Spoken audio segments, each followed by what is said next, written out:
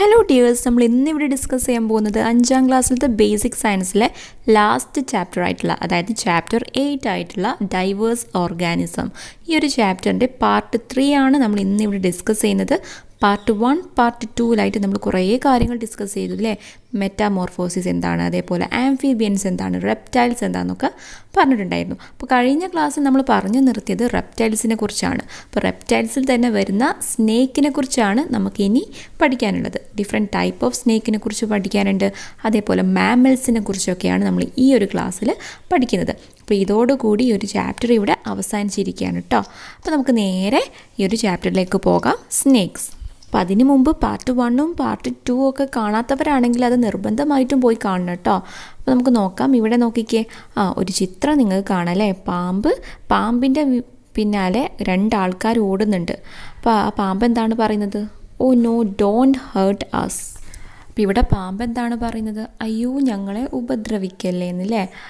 ഇനി അതിൻ്റെ തൊട്ട് താഴെ ഒരു ചോദ്യമാണ്, snake belongs to the reptile family. അപ്പോൾ ഈ പാമ്പുകളൊക്കെ തന്നെ റെപ്റ്റൈൽ ഫാമിലിയിൽ വരുന്നതാണ്. റെപ്റ്റൈൽസുകളാണ് ഈ പാമ്പുകൾ അല്ലെങ്കിൽ സ്നേക്ക് എന്ന് പറയുന്നത്.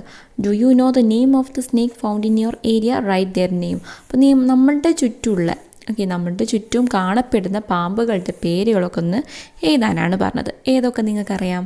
ഒന്ന് അവിടെ കൊടുത്തിട്ടുണ്ട്, വൈപ്പർ എന്ന് പറഞ്ഞാൽ എന്താണ്? അണലിയാണ്.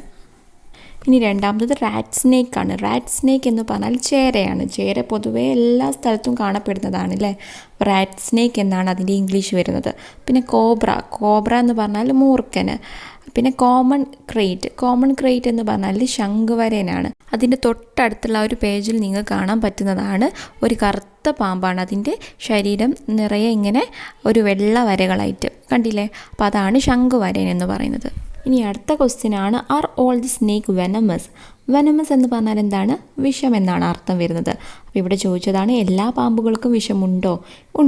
ഇല്ലല്ലേ. പിന്നെ ചോദിച്ചതോ, which are the non venomous one? ഇനി വിഷമില്ലാത്ത പാമ്പുകൾ ഏതെല്ലാം എന്നാണ് ചോദ്യം. അതിൽ ഒന്നാമത് അവിടെ കൊടുത്തിട്ടുണ്ട് റാറ്റ് സ്നേക്ക് എന്ന് പറഞ്ഞാൽ ചേര എന്നാണ് അർത്ഥം വരുന്നത്. ഓക്കെ, ഈ ചേരൻ്റെ ഇംഗ്ലീഷാണ് റാറ്റ് സ്നേക്ക്. ഇനി അടുത്ത് നമ്മൾ പറയണം, നമുക്ക് എന്ത് പറയാം? വോൾഫ് സ്നേക്ക് എന്ന് പറയാം. വോൾഫ് സ്നേക്ക് എന്ന് പറഞ്ഞാൽ ഈ ചുമര് പാമ്പ് എന്നൊക്കെ പറയും. ചുമര് പാമ്പ്, വെള്ളിക്കെട്ട് എന്നൊക്കെ പറയും. അപ്പം അതിനെ കാണാൻ ഏകദേശം ശംഖുവരേൻ്റെ അതിൽ തന്നെയാണ്. അതായത് കറുത്ത പാമ്പാണ്, അതിൻ്റെ ശരീരം നിറയെ ഇങ്ങനെ വെള്ള വരകളായിട്ടാണ്. അപ്പോൾ ഇതിന് അത്ര വിഷമില്ല. അതേപോലെ പൈത്തൺ പറയാം. പൈത്തൺ എന്ന് പറഞ്ഞാൽ പെരുമ്പാമ്പാണ്. അപ്പോൾ അതിനും വിഷമില്ലാത്തതാണ്. ഇനി അടുത്ത ടോപ്പിക്കിൽ നമ്മൾ പഠിക്കാൻ പോകുന്നത് വെനമസ് സ്നേക്കിനെ കുറിച്ചാണ്. അതായത് വിഷപ്പാമ്പുകളെ കുറിച്ചാണ് ഇനി നമ്മൾ പഠിക്കാൻ പോകുന്നത്. Check out the indicator to identify common venomous snake found in Kerala. അതായത് കേരളത്തിൽ സാധാരണയായിട്ട് കാണുന്ന വിഷപ്പാമ്പുകളെ തിരിച്ചറിയാനുള്ള കുറച്ച് സൂചനകളാണ് ഇവിടെ തന്നിട്ടുള്ളത്. അപ്പോൾ ഇവിടെ 5 ചിത്രങ്ങൾ നിങ്ങൾക്ക് കാണാം അല്ലേ. ഇതൊക്കെ തന്നെ നല്ല വിഷമുള്ള പാമ്പുകളാണ്. അപ്പോൾ നോക്കിക്കുക, ആദ്യത്തെ തന്നെയാണ് കോബ്ര എന്ന് പറയും അല്ലേ. കോബ്ര മലയാളം മൂർഖൻ എന്നാണ് പറയുന്നത്. അപ്പോൾ ഒന്നാമത്തെ പോയിൻ്റാണ് എക്സ്പാൻഡബിൾ ഹൂഡാണ്. ഹൂഡ് എന്ന് പറഞ്ഞാൽ എന്താണെന്നറിയോ? പത്തി എന്നാണ്. നന്നായിട്ട് വികസിപ്പിക്കാൻ കഴിയുന്ന ഹൂഡ് അല്ലെങ്കിൽ പത്തിയാണ് ഈ കോബ്രയ്ക്കുള്ളത്. ഈ ചിത്രത്തിൽ നിങ്ങൾ കാണുന്നില്ലേ. രണ്ടാമത്തെ point, two interconnected ring at the back of the hood. ഈ പത്തിൻ്റെ നേരെ പുറകിലായിട്ട് നിങ്ങൾക്ക് കാണാൻ പറ്റുന്നതാണ് 2 റിങ്. അതിനെ കണക്റ്റ് ചെയ്യുന്ന രീതിയിൽ, 2 റിങ്ങിനെ കണക്റ്റ് ചെയ്യുന്ന രീതിയിൽ ആ ഒരു പാമ്പിൻ്റെ ബാക്കിൽ കാണാൻ പറ്റും. ആ പത്തിൻ്റെ ബാക്കിൽ കാണാൻ പറ്റും. മൂന്നാമത്തെ point, two wide band across and below the neck. അതായത് കഴുത്തിന് താഴെ കുറുകയായിട്ട് നല്ല വീതിയുള്ള 2 വളയങ്ങൾ കാണാൻ പറ്റും. അതിൻ്റെ നേരെ കഴുത്തിന് താഴെയായിട്ട് വീതിയുള്ള 2 വളയങ്ങൾ കാണാൻ പറ്റും. അപ്പോൾ ഇങ്ങനെയൊക്കെ കാണുകയാണെങ്കിൽ എന്താണ്? മൂർഖനാണ് അല്ലെങ്കിൽ കോബ്രയാണെന്ന് ഉറപ്പിക്കാം. അതിൻ്റെ പത്തിൻ്റെ ബാക്കിൽ എന്തുണ്ട്? ആ ഒരു ചിത്രം നിങ്ങൾ കണ്ടില്ലേ. ആ 2 റിങ്ങിനെ കണക്ട് ചെയ്തുകൊണ്ടുള്ള ഒരു പാർട്ട് നിങ്ങൾക്ക് ഈ ഒരു കോബ്രൻ്റെ പത്തിൻ്റെ നേരെ ബാക്കിൽ കാണാൻ പറ്റും. അപ്പോൾ അങ്ങനെയൊക്കെ കാണുകയാണെങ്കിൽ കോബ്രയാണെന്ന് ഉറപ്പിക്കാം. ഇനി രണ്ടാമത്തെ ചിത്രമാണ് കിങ് കോബ്രയാണ്. കിങ് കോബ്ര എന്ന് പറഞ്ഞാൽ മലയാളത്തിൽ രാജവെമ്പാല എന്നാണ് പറയുന്നത്. അപ്പോൾ അതിനെ മനസ്സിലാക്കാനുള്ള കുറച്ച് ഇൻഡിക്കേറ്ററാണ് ഇവിടെ തന്നിട്ടുള്ളത്. ഒന്ന് നോക്കിക്കുക. ഒന്നാമത്തേത്, ആ ഒരു ഷേപ്പ് നിങ്ങൾ കണ്ടില്ലേ, എഴുതിയ പോലെ. അപ്പോൾ ആ ഒരു mark visible on the hood. അതായത് പത്തിൻ്റെ മുകളിലൊക്കെ ആയിട്ട് ഈ ഒരു ഷേപ്പിൽ അടയാളം കാണാൻ പറ്റും. രണ്ടാമത്തെ point, length up to 5 metre. അപ്പോൾ 5 മീറ്റർ വരെ നീളം ഉണ്ടാകും ഈ ഒരു പാമ്പിന്. ഇനി മൂന്നാമത്തെ point band in front of the body, അതായത് ശരീരത്തിൻ്റെ മുൻഭാഗത്തൊക്കെ ഇങ്ങനെയുള്ളൊരു വളയങ്ങൾ കാണാം. ഇനി നാലാമത്തെ പോയിൻ്റാണ് dark black colour of the tail, അതായത് വാലിന് നല്ല കറുപ്പ് നിറമായിരിക്കും. അപ്പോൾ ഇവിടെ മൂന്നാമത്തെ പോയിന്റിൽ band in front of the body എന്ന് പറയുന്നുണ്ട്. അപ്പോൾ ഈ ബാൻഡ് എന്ന് പറഞ്ഞാൽ എന്താണ്? വളയങ്ങൾ എന്നാണ് അർത്ഥം വരുന്നതെന്ന് ഓർത്തിരിക്കുക. ഇനി അടുത്ത പാമ്പിൻ്റെ പേരാണ് കോമൺ ക്രൈറ്റ് എന്ന് പറയും. കോമൺ ക്രൈറ്റ് അതേതായിരുന്നു? ശംഖുവരേനാണ് കോമൺ ക്രൈറ്റ് ആ ഒരു ചിത്രത്തിൽ കാണിച്ചിരിക്കുന്നത് പോലെ. അപ്പോൾ ഇവിടെ ഈ ഒരു പാമ്പിനെ കാണാനായിട്ട് ചിത്രത്തിൽ കാണിച്ചിരിക്കുന്നത് പോലെ കറുത്ത പാമ്പാണ്, ശരീരത്തിലൊട്ടാകെ എന്തുണ്ട്? വെളുത്ത വരകൾ നിങ്ങൾക്ക് കാണാം. അപ്പോൾ ഈ ഒരു രൂപത്തിൽ തന്നെയാണ് നമ്മൾ നേരത്തെ പറഞ്ഞിട്ടുള്ള വോൾഫ് സ്നേക്കിനെയും കാണാൻ, അതായത് ചുവരുപാമ്പ് എന്നൊക്കെ പറയും. അപ്പോൾ ആ പാമ്പിനെ കാണാൻ ഇതേപോലെ തന്നെയാണ്. പക്ഷേങ്കിൽ ഈ വോൾഫ് സ്നേക്കിന് വിഷമില്ല എന്ന് മാത്രം. ഈ ശംഖുവരയൻ അല്ലെങ്കിൽ കോമൺ ക്രൈറ്റിന് നല്ല വിഷമാണ്. അപ്പോൾ നമുക്ക് നോക്കാം ഇവിടെ എന്താണ് പറഞ്ഞിട്ടുള്ളതെന്ന്. Visible white bands across the body, അതായത് ശരീരത്തിന് കുറുകെ തെളിഞ്ഞ വെള്ള വരകൾ കാണാൻ പറ്റും. ഡീപ്പ് ബ്ലാക്ക് കളറാണ്. അപ്പോൾ ഈ പാമ്പ് നല്ല കറുത്തിരുണ്ട നിറമാണ് ഈ പാമ്പിനെ കാണാൻ. ഇനി അടുത്ത വിഷപ്പാമ്പിൻ്റെ പേരാണ് റസൽസ് വൈപ്പർ. ഈ റസൽസ് വൈപ്പർ എന്ന് പറഞ്ഞാൽ മലയാളത്തിൽ അണലി എന്ന് പറയും, ഈ ഒരു ചിത്രത്തിൽ കാണിച്ചിരിക്കുന്നത് പോലെ. അപ്പോൾ ഇവിടെ നോക്കിക്കുക, ആ പാമ്പിൻ്റെ മേൽ അല്ലെങ്കിൽ ശരീരത്തിൽ നിറയെ എന്തുണ്ട്? ഓരോരോ വളയങ്ങൾ അല്ലെങ്കിൽ ഓവൽ ഷേപ്പിലുള്ള ഒരു പുള്ളികൾ നിങ്ങൾക്ക് കാണാം അല്ലേ? അപ്പോൾ ഇവിടെ നോക്കിക്കേ, ലാർജ് ട്രയാങ്കിൾ ഷേപ്പ്ഡ് ഹെഡ്. അപ്പോൾ അതിൻ്റെ തലൻ്റെ പ്രത്യേകത എന്ന് പറയുന്നത് ട്രയാങ്കിൾ ഷേപ്പാണ്. ഒരു വലിയ ട്രയാങ്കിൾ പോലെയാണ് അതിൻ്റെ തലൻ്റെ ഷേപ്പ് എന്ന് പറയുന്നത്. രണ്ടാമത്തെ point, chain like oval on the body, അതായത് ശരീരത്തിൽ ചങ്ങല പോലെയുള്ള പുള്ളികൾ നിങ്ങൾക്ക് കാണാൻ പറ്റും. ഇനി അതിൻ്റെ തൊട്ട താഴെയുള്ള ഏറ്റവും ലാസ്റ്റിലത്തെ വിഷപ്പാമ്പാണ് ബീക്ക്ഡ് സീ സ്നേക്ക് എന്ന് പറയും, അതായത് കടൽ പാമ്പ്. Beaked sea snake. അപ്പം അതിൻ്റെ പ്രത്യേകത എന്താണെന്ന് വെച്ചാൽ the tail is broad and shaped like a oar. അപ്പോൾ അതിൻ്റെ വാല് പരന്നതും പിന്നെ തുഴയുടെ ആകൃതിയുമാണ് ഉണ്ടാവുക. ഓക്കെ, വാല് പരന്നതുമാണ്, ഒരു തുഴൻ്റെ ആകൃതിയാണ്. ഓർ എന്ന് പറഞ്ഞാൽ തുഴൻ്റെ ആകൃതിയാണ് അതിനുള്ളത്. അടുത്ത point, dark ring on the body. അപ്പോൾ ശരീരത്തിലൊട്ടാകെ എന്തുണ്ട്?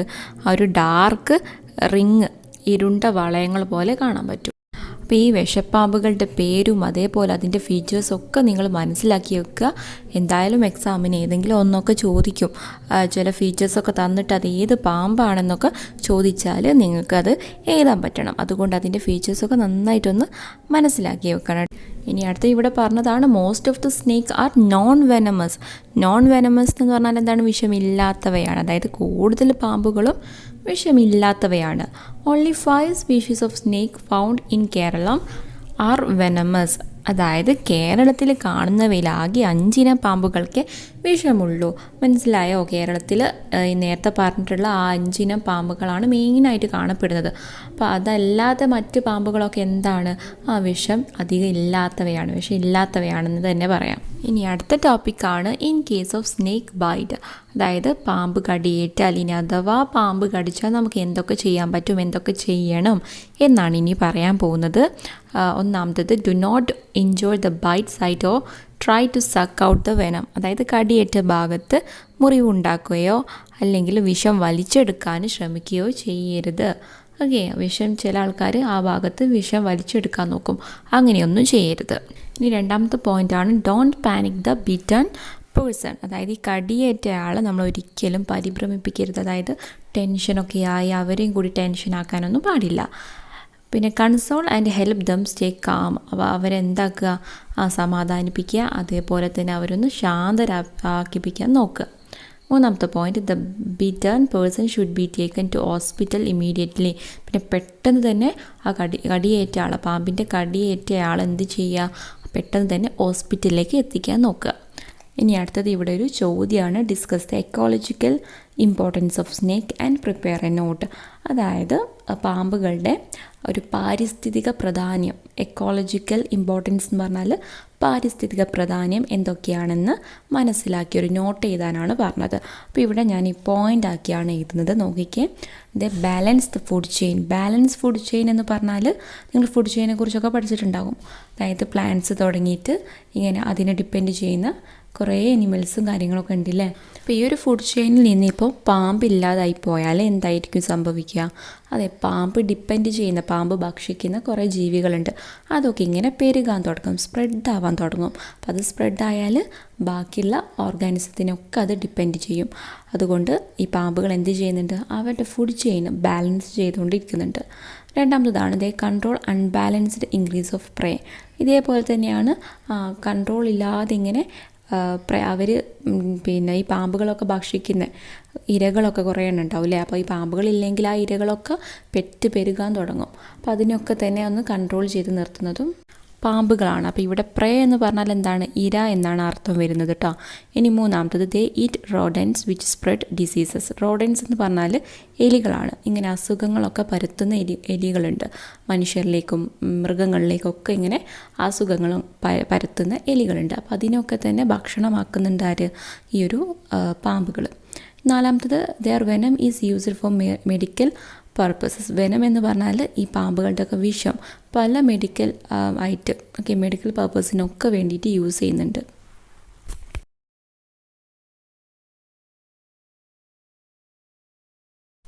ഇനി അടുത്ത ഇവിടുത്തെ ടോപ്പിക്കാണ് ഫെതേർഡ് ഫ്രണ്ട്സ്. ഫെതേർഡ് ഫ്രണ്ട്സ് എന്ന് പറഞ്ഞാൽ എന്താണ്? ഫെദർ എന്ന് പറഞ്ഞാൽ എന്താണ്? തൂവൽ. അപ്പോൾ തൂവലുള്ള കുറേ ഫ്രണ്ട്സിനെ കുറിച്ചാണ് ഇനി നമ്മൾ പരിചയപ്പെടാൻ പോകുന്നത്. Haven't you learned about the characteristics of bird? അപ്പോൾ പക്ഷികളുടെ സവിശേഷതകളൊക്കെ നിങ്ങൾ പഠിച്ചതല്ലേ. How many birds can you identify? അപ്പോൾ എത്ര ബേർഡ്സിനെ നിങ്ങൾക്ക് തിരിച്ചറിയാൻ പറ്റും? Try to list them. അപ്പോൾ നിങ്ങൾക്ക് അറിയാവുന്ന ബേർഡ്സിൻ്റെ പേരൊക്കെ നിങ്ങളൊന്ന് എഴുതി നോക്കുക. Observe any. അപ്പോൾ ഇവിടെ പറഞ്ഞത് എന്താണെന്ന് വെച്ചാൽ നമ്മളുടെ പരിസരത്തൊക്കെ കാണുന്ന ഏതെങ്കിലും 5 പക്ഷികളെക്കുറിച്ച് നിങ്ങളുടെ നോട്ട് ബുക്കിലേക്ക് എഴുതാനാണ് പറഞ്ഞത്. നമുക്ക് കാക്കനെ പറയാം അല്ലേ, പ്രാവ് പറയാം, തത്ത പറയാം, പിന്നെയോ കുരുവി പറയാം, കുയിൽ പറയാം. ഇങ്ങനെ ഏതെങ്കിലും 5 പക്ഷികൾ, നമുക്ക് ചുറ്റും കാണുന്ന 5 പക്ഷികളെ നിങ്ങളവിടെ നിങ്ങളുടെ നോട്ട് ബുക്കിൽ എഴുതുക. ഓക്കെ, അതിനെക്കുറിച്ചൊന്ന് എഴുതുക. പിന്നെ what are the things to observe? നമ്മളൊരു പക്ഷികളെ നിരീക്ഷിക്കുമ്പോൾ എന്തെല്ലാം കാര്യങ്ങൾ നമ്മൾ നിരീക്ഷിക്കണം? അപ്പോൾ ഇവിടെ ഒരു ഉദാഹരണം പറഞ്ഞിട്ടുണ്ട്. ഏതോ ഒരു കിളിയാണ് അവിടെ ഉള്ളത് അല്ലേ, ചെറിയ കുരുവിയേറ്റാനാണ്. അപ്പോൾ ഇവിടെ ഒന്നാമത്തെ കാര്യം നമ്മൾ നോക്കേണ്ടത് ക്യാരക്ടറിസ്റ്റിക് ഓഫ് ഫെതേഴ്സ് ആണ്. ക്യാരക്ടറിസ്റ്റിക് ഓഫ് ഫെതേഴ്സ് എന്ന് പറഞ്ഞാൽ എന്താണ്? ഫെദർ എന്ന് പറഞ്ഞാൽ എന്താണ്? തൂവലുകളാണ്. അപ്പോൾ തൂവലുകളുടെ പ്രത്യേകത നമ്മൾ നോക്കണം. അതേപോലെ നെസ്റ്റ് എന്ന് പറഞ്ഞാൽ അതെങ്ങനെയാണ് കൂട് കൂട്ടുന്നതെന്ന് നോക്കാം. എവിടെയാണ് കൂട് കൂട്ടുന്നത്, എങ്ങനെയാണ് കൂട് കൂട്ടുന്നതെന്നൊക്കെ നോക്കണം. പിന്നെ മൂന്നാമത്തത് ക്യാരക്ടറിസ്റ്റിക് ഓഫ് ഫീറ്റാണ്. ഫീറ്റ് എന്ന് പറഞ്ഞാൽ കാലിൻ്റെ പ്രത്യേകത എന്തൊക്കെയുണ്ട്, എങ്ങനെയാണ് കാലിൻ്റെ പ്രത്യേകത എന്ന് എഴുതണം. അതേപോലെ ക്യാരക്ടറിസ്റ്റിക് ഓഫ് ബീക്ക് എന്ന് പറഞ്ഞാൽ കൊക്കാണ്. കൊക്കിൻ്റെ പ്രത്യേകത എഴുതണം. ചില ബേർഡ്സിൻ്റെ കൊക്ക് എന്ന് പറയുന്നത് വളരെ നീളമുണ്ടാകും, ചിലത് ചെറുതായിരിക്കും, ചിലത് വളഞ്ഞായിരിക്കും ഇരിക്കുക. അങ്ങനെയൊക്കെ ഒന്ന് ഒബ്സർവ് ചെയ്യണം. ഓക്കെ, എങ്ങനെയാണ് നിങ്ങൾ ഒബ്സർവ് ചെയ്യുന്ന ആ ഒരു പക്ഷിൻ്റെ കൊക്ക് എങ്ങനെയാണെന്ന് നോക്കുക. അടുത്തത് ഫുഡാണ്. ആ പക്ഷി എന്തൊക്കെ ഭക്ഷണങ്ങൾ കഴിക്കാറുണ്ട്, അല്ലെങ്കിൽ എന്തൊക്കെ ആഹാരങ്ങൾ കഴിക്കാറുണ്ടെന്ന് നോക്കണം. പിന്നെ സൈസാണ്, ആ ഒരു ബേർഡിൻ്റെ എത്രത്തോളം സൈസ് വരും. ഓക്കെ, പിന്നെ കളർ ഓഫ് ദ ബേർഡ്, ആ ബേർഡിൻ്റെ കളർ എന്താണെന്ന് ഒബ്സർവ് ചെയ്യണം. പിന്നെ ഒന്ന് നമ്മൾ അവിടെ എഴുതണം, എന്ത് നമുക്ക് പറയാം, അതിൻ്റെ സൗണ്ട് പറയാം അല്ലേ. നമ്മൾ ഒബ്സർവ് ചെയ്യുന്ന ആ ഒരു ബേർഡിൻ്റെ സൗണ്ട് എങ്ങനെയാണെന്ന് പറയാം. ഡിഫറെൻറ്റ് ബേർഡ്സിന് ഡിഫറെൻറ്റ് ടൈപ്പ് ഓഫ് സൗണ്ട്സ് ആണുള്ളത്. അപ്പോൾ അത് നിങ്ങൾ ഒബ്സർവ് ചെയ്യാം. അപ്പോൾ ഇവിടെ ഇത്രയും കാര്യങ്ങളാണ് നമ്മളൊരു ബേർഡിനെ ഒബ്സർവ് ചെയ്യുമ്പോൾ നമ്മൾ നോട്ട് ചെയ്യേണ്ടത്. അപ്പോൾ ഇതൊക്കെ വെച്ചിട്ട് ഞാനിവിടെ ഒരു ബേർഡിനെ ഒബ്സർവ് ചെയ്ത് അതിൻ്റെ കുറച്ച് കാര്യങ്ങളാണ് ഇവിടെ ഞാൻ എഴുതിയത്. അപ്പോൾ ഇതേപോലെ നിങ്ങൾക്ക് ഇഷ്ടമുള്ള ബേർഡിനെ ഒബ്സർവ് ചെയ്തിട്ട് നിങ്ങളുടെ നോട്ട് ബുക്കിലേക്ക് എഴുതാം. അപ്പോൾ ഇവിടെ ഞാൻ ക്രോനെക്കുറിച്ചാണ് എഴുതാൻ പോകുന്നത്. നോക്കിക്കേ, crow make the nest out of twigs sticks on trees, telephone post etcetera. അതായത് കാക്കകളൊക്കെ കൂടുണ്ടാക്കുന്നത് എന്തൊക്കെ ഉപയോഗിച്ചിട്ടാണ്? ചുള്ളിക്കമ്പുകളും വടികളൊക്കെ ഉപയോഗിച്ചിട്ടാണ് കൂടുണ്ടാക്കുന്നത്. എവിടെയൊക്കെയാണ്? ചിലപ്പോൾ ട്രീൻ്റെ മുകളിലായിരിക്കാം, അതായത് മരത്തിൻ്റെ മുകളിലായിരിക്കാം, അല്ലെങ്കിൽ ടെലിഫോൺ പോസ്റ്റിൻ്റെ മുകളിലൊക്കെയാണ് പൊതുവെ അവർ കൂടുണ്ടാക്കാറുള്ളത്. ഇനി രണ്ടാമത്തെ point, its leg is strong and well suited for walking, perching and carrying food. അതായത് അവരുടെ കാലെന്ന് പറയുന്നത് നല്ല സ്ട്രോങ് ആണ്. അതേപോലെ നടക്കാൻ സഹായിക്കുന്നുണ്ട്, അവരുടെ കാല് നടക്കാൻ സഹായിക്കുന്നുണ്ട് അവരെ. അതേപോലെ എന്തെങ്കിലുമൊക്കെ കാലിൽ വെച്ച് കൊണ്ടുപോകാൻ, അവരുടെ ഇരയെയൊക്കെ കാലിൽ പിടിച്ചു കൊണ്ടുപോകാനൊക്കെ അത് സഹായിക്കുന്നുണ്ട്. ഇനി മൂന്നാമത്തത് ഇറ്റ്സ് ബീക്കിനെ കുറിച്ചാണ്, അതായത് കൊക്കിനെ കുറിച്ചാണ് പറയുന്നത്. ഈ strong curved and pointed allowing it easily grasp and tear a wide variety of food. അപ്പോൾ അവരുടെ കൊക്ക് നല്ല സ്ട്രോങ് ആണ്, കുറച്ച് വളഞ്ഞിട്ടാണ്, കേർവ്ഡ് എന്ന് പറഞ്ഞാൽ കുറച്ച് വളഞ്ഞിട്ടാണ്, അതേപോലെ പോയിൻറ്റഡ് ആണ്. പോയിൻ്റ് എന്ന് പറഞ്ഞാൽ ഷാർപ്പായിട്ട്. ഓക്കെ, പിന്നെ allowing it easily to grasp, അതേപോലെ നന്നായിട്ട് എന്താണ് ഗ്രാസ്പ് ചെയ്യാൻ, പെട്ടെന്ന് പിടിക്കാനൊക്കെ സഹായിക്കും. അതേപോലെ tear a wide variety of ഫുഡാണ്, ഏത് ടൈപ്പ് ഫുഡും അവർക്ക് അവരുടെ കൊക്ക് ഉപയോഗിച്ചിട്ട് പിന്നെ മുറിക്കാൻ പറ്റും, ടിയർ ചെയ്യാൻ പറ്റും. ഇനി അടുത്ത point, crows are omnivorous, they eat both plants and animals. അപ്പോൾ അവരുടെ ഫുഡിനെ കുറിച്ച് പറയുകയാണെങ്കിൽ അവർ ഒംനിവോറസ് ആണ്, എല്ലാ ടൈപ്പ് ഫുഡും അവർ കഴിക്കും. ഫ്രൂട്ട്സ് ആയിക്കോട്ടെ, അതേപോലെ വെജിറ്റബിൾസ് ആയിക്കോട്ടെ, പിന്നെന്താണ് എനിമൽസ് ആയിക്കോട്ടെ, എല്ലാം അവർ കഴിക്കാറുണ്ട്. അതാണ് ഒംനിവോറസ് എന്ന് പറയുന്നത്. പ്ലാന്റ്സും കഴിക്കും, അതേപോലെ എനിമൽസിനെയും കഴിക്കുന്നതിനെയാണ് നമ്മൾ ഒംനിവോറസ് എന്ന് പറയുന്നത്. ഇനി അടുത്ത പോയിൻ്റാണ് അവരുടെ സൈസിനെ കുറിച്ചാണ്. Their size is about 60 to 20 inches, അതായത് 16 മുതൽ 20 ഇഞ്ച് വരെയാണ് അവരുടെ നീളം എന്ന് പറയുന്നത്. ബ്ലാക്ക് ഇൻ കളറാണ്, അവരുടെ കളർ എന്താണ്, ബ്ലാക്ക് നിറമാണ് അല്ലേ, കറുപ്പ് നിറമാണ്. പിന്നെ silky and soft feathers. Crows are recognised by their loud voices, അതായത് അവരുടെ ഫെതേഴ്സ്, തൂവലുകൾ എന്ന് പറഞ്ഞാൽ നല്ല സോഫ്റ്റാണ്, അതേപോലെ സിൽക്കിയാണ്. സിൽക്കി എന്ന് പറഞ്ഞാൽ ഒന്ന് തിളങ്ങുന്നത് പോലെയാണല്ലേ, ഒരു നല്ല മിനുസമാണ് അവരുടെ ഫെതേഴ്സ് എന്ന് പറയുന്നത്. പിന്നെ അവരുടെ സൗണ്ട് എന്ന് പറയുന്നത് എങ്ങനെയാണ്, നല്ല ലൗഡായിട്ടുള്ള വോയിസാണ്. ഓക്കെ, അപ്പോൾ ഇത്രയും കാര്യങ്ങളാണ് ഞാനിവിടെ നോട്ട് ഔട്ട് ചെയ്തത്. അപ്പോൾ ഇതേപോലെ നിങ്ങൾക്ക് ഇഷ്ടമുള്ള ഒരു ബേർഡിനെ നിങ്ങൾക്ക് നോക്കി ഒബ്സർവ് ചെയ്തിട്ട് അതിനെക്കുറിച്ച് ഇതേപോലെ എഴുതിയാൽ മതി. ഇനി അടുത്തൊരു ഇമ്പോർട്ടൻറ്റ് ടോപ്പിക്കാണ് മാമൽസ് എന്ന് പറയുന്നത്. മലയാളത്തിൽ അതിനെ സസ്തനികൾ എന്ന് പറയും. അപ്പോൾ ഇവിടെ കുറേ മാമൽസിൻ്റെ ചിത്രങ്ങളാണ് തന്നിട്ടുള്ളത്. നോക്കിക്കേ, റാബിറ്റ് ഉണ്ട്, ക്യാറ്റ് ഉണ്ട്, പിഗ് ഉണ്ട്, അതേപോലെ എന്താണ് ബഫല്ലോ ഉണ്ട്, കൗ ഉണ്ട്, പിന്നെ ഡോഗ് ഉണ്ട്. അങ്ങനെ കുറേ ആനിമൽസ് ആണ് ഇവിടെ തന്നിട്ടുള്ളത്. അപ്പോൾ നോക്കിക്കേ, we have some common characteristic, can you say what are they? അതായത് ഞങ്ങൾക്കെല്ലാം പൊതുവായിട്ടുള്ള ചില സവിശേഷതകളുണ്ട്, എന്തെല്ലാമെന്ന് പറയാമോ എന്നാണ് ഇവിടെ ചോദിച്ചത്. അതിൻ്റെ തൊട്ട് താഴെ പോയിൻ്റായിട്ട് എഴുതാനുമുണ്ട്. അപ്പോൾ ഒന്നാമത്തെ പോയിൻ്റ് അവിടെ കൊടുത്തിട്ടുണ്ട്, എന്താണ്, പിന്ന അല്ലേ, ദേ ഹാവ് പിന്നാണ്.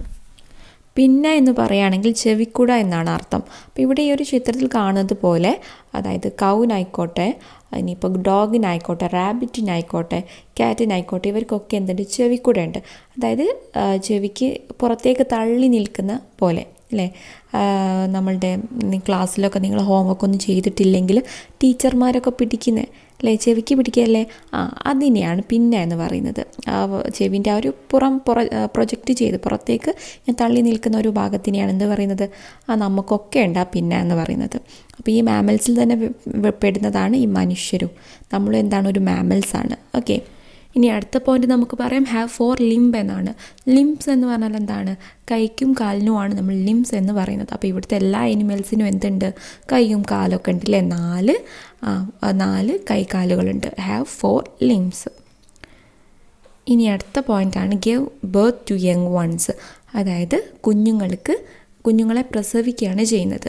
ഈ അനിമൽസൊക്കെ തന്നെ പ്രസവിക്കുകയാണ്, മുട്ടയിട്ടല്ല, കുഞ്ഞുങ്ങളെ പ്രസവിക്കുകയാണ് ഈ അനിമൽസൊക്കെ ചെയ്യുന്നത് അല്ലേ. ക്യാറ്റ് ആയിക്കോട്ടെ, ഇനി കൗ ആയിക്കോട്ടെ, റാബിറ്റ് ആയിക്കോട്ടെ, ഇതൊക്കെ തന്നെ പ്രസവിക്കുകയാണ് ചെയ്യുന്നത്. ലാസ്റ്റ് പോയിൻ്റാണ് have hair on or fur on body. അപ്പോൾ അവരുടെ ശരീരത്തിൽ രോമങ്ങളൊക്കെ കാണാം, മുടികളും രോമങ്ങളൊക്കെ കാണാൻ പറ്റും. അപ്പോൾ ഇത്രയും പോയിൻ്റ് നിങ്ങൾ ഓർത്തിരിക്കുക. ഇനി തൊട്ട് താഴെ നോക്കിക്കുക, എന്താണ് മാമൽസ് എന്ന് അവിടെ കൊടുത്തിട്ടുണ്ട്. Mammals are creatures that give birth and feed milk to their offspring. Offspring എന്ന് പറഞ്ഞാൽ എന്തായിരുന്നു, ഓഫ് സ്പ്രിങ് എന്ന് പറഞ്ഞാൽ കുഞ്ഞുങ്ങളെന്നാണ്. കുഞ്ഞുങ്ങളെ പ്രസവിച്ചിട്ട് പാലൂട്ടി വളർത്തുന്ന ജീവികളെയാണ് നമ്മൾ മാമൽസ് എന്ന് പറയുന്നത്. പ്രസവിക്കുകയും ചെയ്യുന്നുണ്ട്, അവയെ പാലൂട്ടി വളർത്തുകയാണ് ചെയ്യുന്നത്. അപ്പോൾ അതിനെയാണ് മാമൽസ് എന്ന് പറയുന്നത്. അപ്പോൾ അതിനൊക്കെ ബെസ്റ്റ് എക്സാമ്പിളാണ് ഹ്യൂമൻ ബീനൊക്കെ തന്നെ. ഹ്യൂമൻ ബീനും പ്രസവിക്കുന്നുണ്ട്, അതേപോലെ പാലൂട്ടിയിട്ടാണ് മക്കളെയൊക്കെ വളർത്തുന്നത്. ഇനി താഴെ കുറച്ച് ചിത്രങ്ങൾ നിങ്ങൾ കണ്ടില്ലേ, ദേ ആർ ഓൾസോ മാമൽസ് എന്നാണ്. അതായത് ഇവരും മാമൽസ് തന്നെയാണ്. ഇവിടെ നോക്കിക്കുക, വെയിൽ എന്ന് പറഞ്ഞാൽ തിമിംഗലം, പിന്നെ ഡോൾഫിൻ, ബാറ്റ് എന്ന് പറഞ്ഞാൽ വവ്വാല്, പിന്നെ ഓട്ടർ എന്ന് പറഞ്ഞാൽ എന്താണ്, നീർനായയാണ്. അപ്പോൾ ഇതൊക്കെ തന്നെ മാമൽസിൽ പെടുന്നതാണെന്നാണ് പറയുന്നത്. അപ്പോൾ ഇവയ്ക്കും എന്തൊക്കെയുണ്ട്? 4 ലിംഫ് ഉണ്ടാകും. അതുപോലെ കുഞ്ഞുങ്ങളെ പാലൂട്ടി വളർത്തുന്നവയാണ്. അതായത് തിമിംഗലമായിക്കോട്ടെ, ഡോൾഫിൻ ആയിക്കോട്ടെ, ഇവയൊക്കെ എന്ത് ചെയ്യുന്നുണ്ട്? ആ കുഞ്ഞുങ്ങളെ പ്രസവിക്കുകയും ചെയ്യുന്നുണ്ട്, പാലൂട്ടി വളർത്തുകയും ചെയ്യുന്നുണ്ട്. വവ്വാലും ഓട്ടറും ഒക്കെ തന്നെ, നീർനായൊക്കെ ഇതേപോലെയാണ്. അതേപോലെ ഇവരുടെ ശരീരത്തിൽ എന്ത് കാണാം? ഫർ കാണാം. ഫർ എന്ന് പറഞ്ഞാൽ എന്താണ്? രോമങ്ങൾ കാണാം. ഈ ഡോൾഫിൻ്റെതൊക്കെ പ്രസവിച്ച ഉടനെ അവരുടെ ശരീരത്തിൽ രോമങ്ങളുണ്ട്. പിന്നെ അവർ അഡൽട്ട് ആവുന്നതിനനുസരിച്ച് രോമം ഇങ്ങനെ പൊഴിഞ്ഞു പോവുകയാണ് ചെയ്യുന്നതെന്നാണ് പറയുന്നത്. അപ്പോൾ ഇവിടെ പറഞ്ഞ ഈ ഒരു മാമൽസിൻ്റെ ഒക്കെ ക്യാരക്ടറിസ്റ്റിക്സ് ആണ് പറയുന്നത്. നോക്കിക്കേ, വെയിൽ, ഡോൾഫിൻ ആർ മെറൈൻ മാമൽസ് ആണ്, വെള്ളത്തിൽ കാണപ്പെടുന്ന മാമൽസ് ആണ് വെയിൽ, ഡോൾഫിനൊക്കെ. ഓക്കെ, അതായത് കടലിലൊക്കെ കാണപ്പെടുന്ന സസ്തനിയാണ് വെയിലും ഡോൾഫിനും, തിമിംഗലവും ഡോൾഫിനും. പിന്നെ ബാറ്റ് ആർ ഫ്ലൈയിങ് മാമൽസ് ആണ്. ബാറ്റ്, വവ്വാൽ എന്ന് പറയുന്നത് ഫ്ലൈയിങ് മാമൽസ് ആണ്, പറക്കുന്ന സസ്തനിയാണ്. പിന്നെ otter can live both land and water. ഈ നീർനായക്ക് കരയിലും അതേപോലെ വെള്ളത്തിലും ജീവിക്കാൻ പറ്റും. നിങ്ങൾ കണ്ടിട്ടുണ്ടാകും ഈ പുഴയിലൊക്കെ നീർനായക്കൾ ഇങ്ങനെ കരയിലേക്ക് വന്ന് നിൽക്കുന്നൊക്കെ. അപ്പോൾ അവർക്ക് 2 വെള്ളത്തിലും അതേപോലെ കരയിലും ജീവിക്കാൻ കഴിയും. പിന്നെ they all give birth two of spring and feed dum. അതായത് ഇവരൊക്കെ തന്നെ കുഞ്ഞുങ്ങളെ പ്രസവിക്കുകയാണ്, പ്രസവിച്ചിട്ട് പാലൂട്ടി വളർത്തുകയും ചെയ്യുന്നുണ്ട്. പിന്നെ ദെയർ ബോഡി ഹാവ് ഫർ. അപ്പോൾ ഇവരുടെ ശരീരത്തിലൊക്കെ എന്തുണ്ട്? ഫർ ഉണ്ട്. ഫർ എന്ന് പറഞ്ഞാൽ രോമങ്ങൾ കാണപ്പെടും. അപ്പോൾ ഇത്രയും ഫീച്ചേഴ്സ് നിങ്ങൾ ജസ്റ്റ് ഒന്ന് അവിടെ എഴുതുക. ഇത് മാത്രമൊന്നല്ല, കുറേ ഫീച്ചേഴ്സും കാര്യങ്ങളൊക്കെ ഉണ്ട്. അതൊക്കെ നിങ്ങൾ വലിയ ക്ലാസ്സിൽ ഡീറ്റെയിൽ ആയിട്ട് പഠിക്കും. ഇനി അടുത്ത ഇവിടെ ചോദ്യമാണ്, some mammals are domestic animals, for what purpose do we keep them? അതായത് ചില ഇങ്ങനത്തെ മാമൽസ് എന്ന് പറയുന്നത് വളർത്തു മൃഗങ്ങളാണ്. അപ്പോൾ എന്തെല്ലാം ആവശ്യങ്ങൾക്കാണ് നമ്മൾ മൃഗങ്ങളെ വളർത്തുന്നത് എന്നാണ് ചോദ്യം. അപ്പോൾ എന്താണ്? ഒന്നാമത്തെ അവിടെ ഓൾറെഡി കൊടുത്തിട്ടുണ്ട്, ഫോർ മീറ്റ്, മാംസത്തിന് വേണ്ടിയിട്ട്. ഏതൊക്കെ അനിമൽസിനെയാണ് നമ്മൾ മാംസത്തിന് വേണ്ടി ഡിപ്പെൻഡ് ചെയ്യുന്നത്? ഗോട്ട്, ബഫല്ലോ ഒക്കെ നമുക്ക് പറയാം. രണ്ടാമത്തത് നമുക്ക് പറയാം ഫോർ മിൽക്ക്, അല്ലേ, പാലിന് വേണ്ടിയിട്ട്. ഇതേപോലെ കൗ, ഗോട്ടൊക്കെ എന്താണ്? പാലിന് വേണ്ടിയിട്ട് ഡിപ്പെൻഡ് ചെയ്യുന്ന മാമൽസ് ആണ്. അതേപോലെ ക്ലോത്തിങ്ങിന് വേണ്ടിയിട്ട്, ക്ലോത്ത്സിന് വേണ്ടിയിട്ട് ഈ ഷീപ്പ്, അല്ലേ, ചെമ്മരിയാടിൻ്റെ വൂൾസൊക്കെ നമ്മൾ യൂസ് ചെയ്യാറുണ്ട് ക്ലോത്തിന് വേണ്ടിയിട്ട്. അതേപോലെ പെറ്റായിട്ട് നമ്മൾ കരുതുന്നുണ്ട്, ഡോഗ്, ക്യാറ്റൊക്കെ എന്താണ്? വളർത്തു മൃഗങ്ങളായി പെറ്റായിട്ട് നമ്മൾ കരുതുന്നുണ്ട്.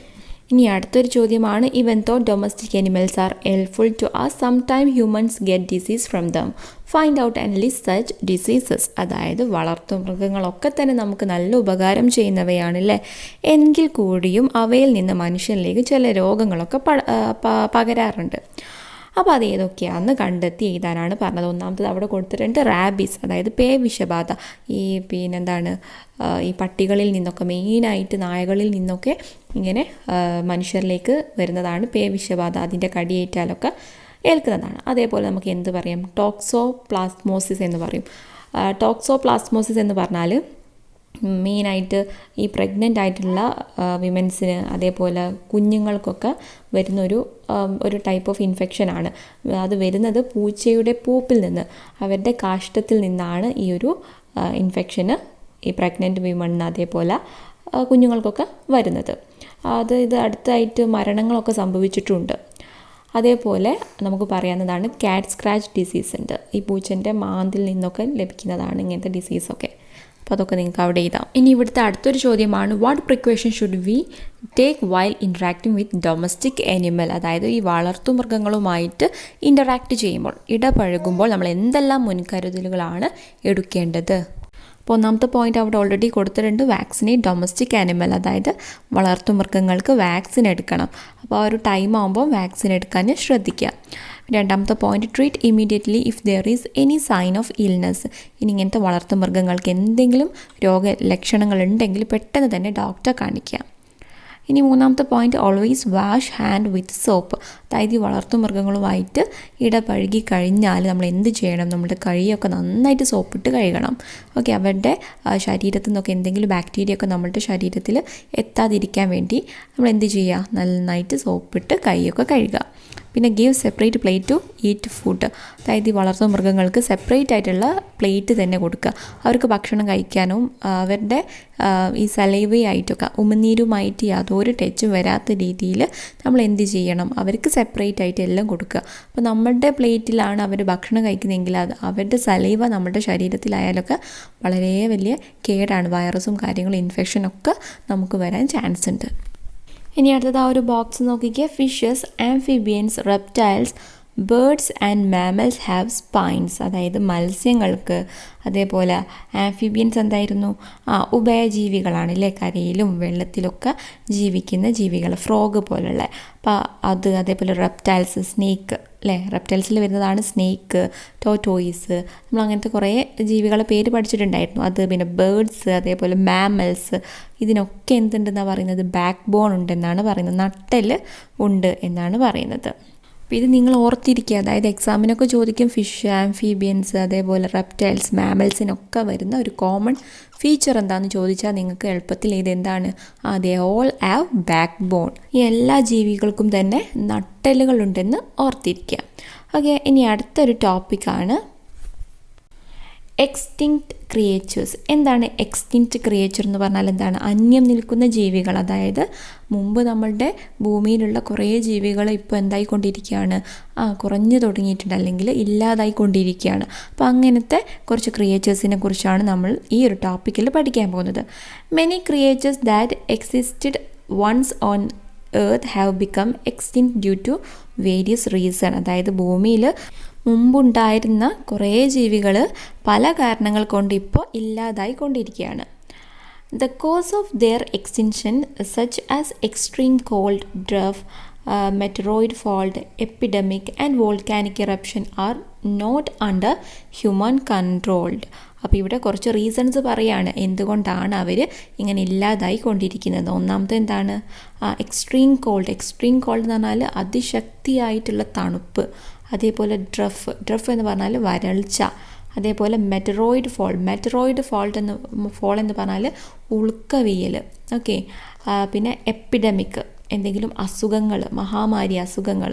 ഓക്കെ, പിന്നെന്താണ് വോൾക്കാനിക് ഇറപ്ഷൻ എന്ന് പറഞ്ഞാൽ പിന്നെ അഗ്നിപർവ്വത സ്ഫോടനം. അപ്പോൾ ഈ ഒരു നാച്ചുറൽ കലാമിറ്റീസ് കൊണ്ടാണ് മിക്ക അനിമൽസും അല്ലെങ്കിൽ മിക്ക ക്രിയേച്ചേഴ്സും നമ്മളുടെ ഭൂമിയിൽ നിന്ന് എക്സിൻറ്റ് ആയിക്കൊണ്ടിരിക്കുന്നത് എന്നാണ് പഠനം. ഓക്കെ, ഇതൊന്നും എന്തല്ല, മനുഷ്യൻ്റെ നിയന്ത്രണത്തിലുള്ളതല്ല, മനുഷ്യൻ വിചാരിച്ചിട്ട് നടക്കുന്നതല്ല. ഇതെന്താ ഒരു നാച്ചുറലായിട്ട് നടക്കുന്നൊരു സംഭവമാണ് ഇതൊക്കെ. ഓക്കെ, പിന്നെ എന്താണ് പറഞ്ഞത് നോക്കിക്കേ. However, by destroying their habitats, human also play a major role in extinction of creature. അതായത് പൂർണ്ണമായും നമുക്ക് മനുഷ്യന് ചെയ്തതല്ല എന്ന് പറയാൻ പറ്റില്ല. എന്നാൽ ജീവികളുടെ വംശനാശത്തിൻ്റെ പ്രധാന കാരണങ്ങളിലൊന്നായിട്ടുള്ളതാണ് അവരുടെ ഹാബിറ്റേറ്റ് നശിപ്പിക്കുക, അല്ലെങ്കിൽ ആവാസ വ്യവസ്ഥയുടെ നാശം എന്ന് പറയുന്നത്. അപ്പം അതിൽ മനുഷ്യന് പങ്കുണ്ട്. ഓക്കെ, പിന്നെന്താണ് പറഞ്ഞത്, what are the human activity that destroy the living condition of creatures. അതായത് മനുഷ്യൻ്റെ എന്തെല്ലാം പ്രവർത്തനങ്ങളാണ് ഈ ജീവികളുടെ ആവാസ വ്യവസ്ഥ ഇല്ലാതാക്കുന്നത്. Are these activity happening around you. അപ്പോൾ ഇങ്ങനത്തെ പ്രവർത്തനമൊക്കെ നിങ്ങളുടെ ചുറ്റും നടക്കുന്നുണ്ടോ? Discuss. Restoration of habitat is our responsibility. അതായത് എന്താണ്, ഈ ആവാസ വ്യവസ്ഥകളുടെ പുനഃസ്ഥാപനം എന്ന് പറയുന്നത് നമ്മളുടെ ഉത്തരവാദിത്തമാണ്. What could be done for these present your suggestion. അപ്പോൾ ഇതിനായിട്ട് നമുക്ക് എന്ത് ചെയ്യാൻ പറ്റും? അപ്പോൾ കുറച്ച് നോട്ട് ഇവിടെ എഴുതാനാണ് പറഞ്ഞിട്ടുള്ളത്. അപ്പോൾ ഇവിടെ പോയിൻ്റായിട്ട് നമുക്ക് പറയാം, ഫില്ലിങ് ഇൻ വെറ്റ് ലാൻഡ്, തണ്ണീർ തടങ്ങളൊക്കെ നികത്തുക. അതേപോലെ മൂവിങ് ഫീൽഡ്സ് എന്ന് പറഞ്ഞാൽ എന്താണ്, പിന്നെ വയലുകളിൽ ഈ പാടങ്ങളും കാര്യങ്ങളൊക്കെ നികത്തുക. പിന്നെ ഡ്രെഡ്ജിങ് റിവേഴ്സ് എന്ന് പറഞ്ഞാൽ പുഴയിൽ നിന്ന് മണൽ വാരുക. പിന്നെ കട്ടിങ് ഡൗൺ ട്രീസ് അല്ലെങ്കിൽ ഡീഫോറസ്റ്റേഷൻ എന്ന് പറയുക, മരങ്ങളൊക്കെ വെട്ടി നശിപ്പിക്കുക. പിന്നെ യൂസിങ് പെസ്റ്റിസൈഡ്സ്, കീടനാശിനികളൊക്കെ ഉപയോഗിച്ചിട്ട് അതും എന്താണ്, ഇങ്ങനെ ഈ ഒരു ജീവജാലങ്ങളൊക്കെ എക്സ്റ്റിൻറ്റ് ആവാനുള്ള കാരണമാണ്. പിന്നെ ഇവിടെ പറഞ്ഞതാണ് get familiar with some of the endangered creatures of Kerala. അപ്പോൾ ഇവിടെ താഴെ കാണിച്ചിട്ടുള്ളത് 3 ജീവികളെ കാണിച്ചിട്ടില്ലേ. അപ്പോൾ അത് വംശനാശ ഭീഷണി നേരിടുന്ന, കേരളത്തിൽ വംശനാശ ഭീഷണി നേരിടുന്ന 3 ക്രിയേച്ചേഴ്സാണ്. എന്തൊക്കെയാണെന്ന് നോക്കിക്കുക. ഒന്നാമത്തത് ടൈഗർ സ്പൈഡർ എന്ന് പറഞ്ഞാൽ കടുവ ചിലന്തി എന്ന് പറയും. പിന്നെ ഫ്രോഗ്. ഫൺഗോയിഡ് ഫ്രോഗ് എന്ന് പറഞ്ഞാൽ മണവാട്ടി തവള എന്ന് മലയാളത്തിൽ പറയും. പിന്നെ ഇന്ത്യൻ പാങ്കോളിൻ എന്ന് പറഞ്ഞാൽ ഈനാമ്പേച്ചി എന്ന് മലയാളത്തിൽ പറയും. ഓക്കെ, ഇതൊക്കെ എന്താണ്, കേരളത്തിൽ നിന്ന് എക്സ്റ്റിൻറ്റ് ആയി പോകുന്ന കുറച്ച് ജീവികളാണ്. Find more example. ഇനി കൂടുതൽ എക്സാമ്പിളുകൾ കണ്ടെത്താനാണ് പറഞ്ഞത്. അതിൻ്റെ ആൻസറായിട്ട് നമുക്ക് പറയാം സ്റ്റാർ ടോട്ടോയിസ്, അതായത് നക്ഷത്രയാമ, അതേപോലെ തന്നെ സർപ്പം. ഈ കാവുകളൊക്കെ നശിച്ചു പോകുന്നത് കൊണ്ട് സർപ്പമൊക്കെ ഇല്ലാതായിക്കൊണ്ടിരിക്കുന്നുണ്ട്. അപ്പോൾ അതൊക്കെ എഴുതുക, നിങ്ങൾക്ക് കൂടുതൽ അവിടെ നിങ്ങൾ കണ്ടെത്തി എഴുതുക.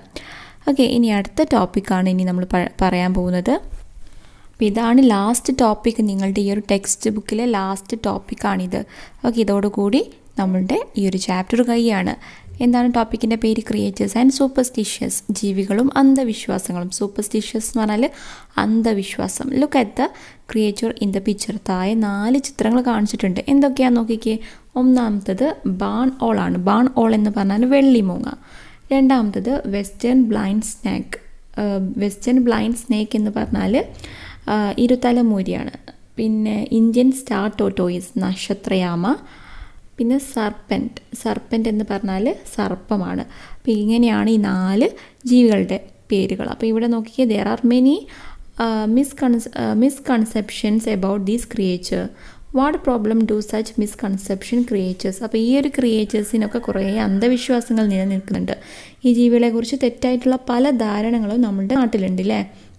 അപ്പോൾ ഇത്തരത്തിലുള്ള ഈ അന്ധവിശ്വാസങ്ങളൊക്കെ എന്തൊക്കെ പ്രശ്നങ്ങളാണ് ഉണ്ടാക്കുക എന്നാണ് ചോദ്യം. 2 പോയിൻ്റ് അവിടെ ഓൾറെഡി കൊടുത്തിട്ടുണ്ട്, നോക്കിക്കുക എന്തൊക്കെയാണെന്ന്. ഒന്നാമത്തത് ഫിനാൻഷ്യൽ എക്സ്പ്ലോയിറ്റേഷനാണ്, സാമ്പത്തിക ചൂഷണമാണ്. രണ്ടാമത്തത് എക്സ്റ്റിൻഷൻ ഓഫ് ക്രിയേച്ചറാണ്, അതായത് ജീവികളുടെ വംശനാശം സംഭവിക്കും. ഓക്കെ, അപ്പോൾ ഇത്രയാണ് ഈ ഒരു ചാപ്റ്ററിലെ ടോപ്പിക്സ് എന്ന് പറയുന്നത്. ഇതോടുകൂടി നമ്മളുടെ ഈ ഒരു ചാപ്റ്റർ ഇവിടെ അവസാനിച്ചിരിക്കുകയാണ്. അപ്പോൾ എല്ലാവർക്കും മനസ്സിലായി എന്ന് കരുതുന്നു. നല്ല ഇമ്പോർട്ടൻ്റ് ആയിട്ടുള്ളൊരു ചാപ്റ്ററാണിത്. എക്സാമിനൊക്കെ നല്ലതുപോലെ, ആനുവൽ എക്സാമിന് നല്ലതുപോലെ ചോദ്യങ്ങൾ ചോദിക്കാൻ ചാൻസ് ഉണ്ട്. അപ്പോൾ ഇതിൽ നമ്മൾ മെയിനായിട്ട് പഠിച്ചത് മെറ്റാമോർഫോസിസിനെ കുറിച്ച് പഠിച്ചു അല്ലേ. അതേപോലെ റെപ്റ്റൈൽസിനെ കുറിച്ച്, ആംഫീബിയൻസിനെ കുറിച്ച്, ബേർഡ്സിനെ കുറിച്ച്, മാമൽസിനെ കുറിച്ചൊക്കെ പഠിച്ചു. അതൊക്കെ നിങ്ങൾ നന്നായിട്ട് മനസ്സിലാക്കി വെക്കുക. അപ്പോൾ ഇത്രയേ ഉള്ളൂ. അപ്പോൾ എൻ്റെ ക്ലാസ് ആദ്യമായിട്ടാണ് കാണുന്നതെങ്കിൽ ലൈക്ക് ചെയ്യണം, ഷെയർ ചെയ്യണം, അതേപോലെ തന്നെ സബ്സ്ക്രൈബും ചെയ്യണം. താങ്ക്